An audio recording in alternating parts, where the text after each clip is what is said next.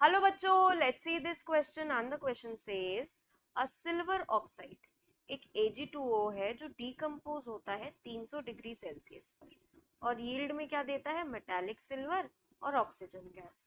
तो चलिए ये इक्वेशन लिख लेते हैं कि जो Ag2O है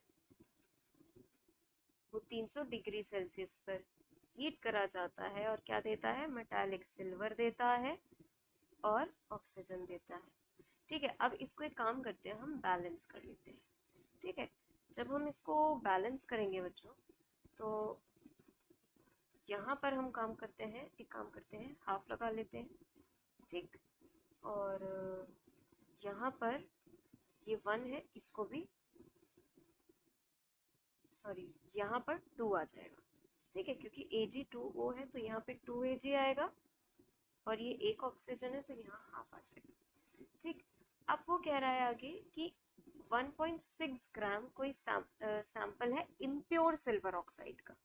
जो हमने क्या लिया, इम्प्योर सिल्वर ऑक्साइड लिया, कितना 1.6 ग्राम इम्प्योर। हम यहाँ चलिए साइड में लिख लेते हैं हम। इम्प्योर सिल्वर ऑक्साइड हमने कितना लिया है बच्चों, इम्प्योर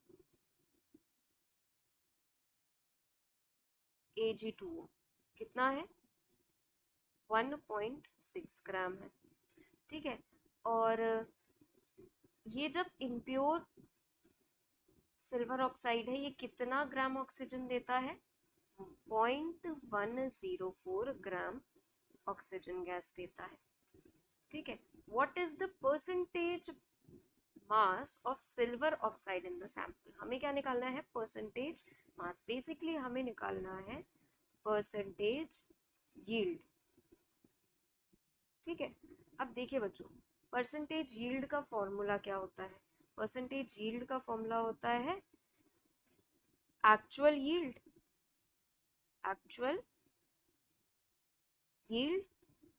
अपॉन theoretical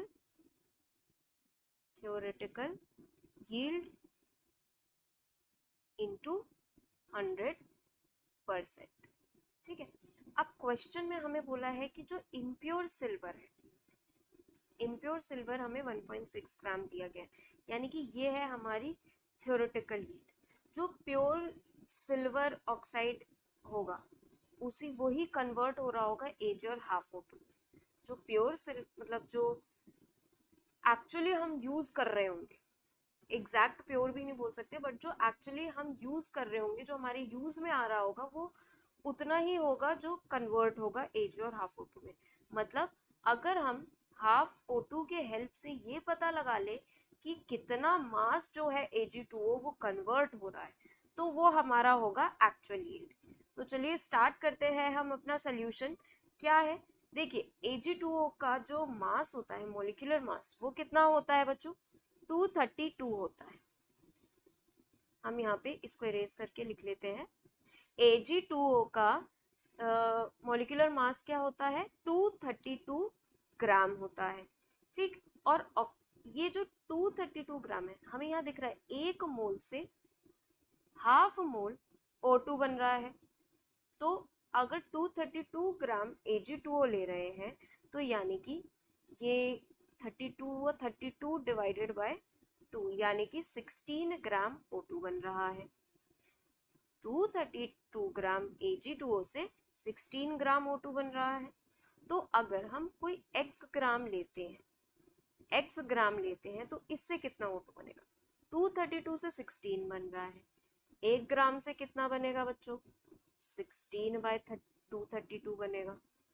ठीक है, तो x ग्राम से कितना बनेगा 16 by 232 into x gram of O2 बनेगा।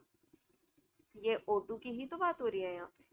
ठीक है, अब यहाँ से हमें पता चल गया कि जैसे x ग्राम ऑफ O2 इतना बनेगा। अब हमें क्वेश्चन में ये भी बोला है कि जो ऑक्सीजन गैस बन रही है, जो ऑक्सीजन का जो यील्ड आ रहा है, जो बन रही है वो 0.104 ग्राम है, यानी कि 16 बाय 232 इंटू एक्स किसके बराबर हो गया 0.104 के बराबर हो गया।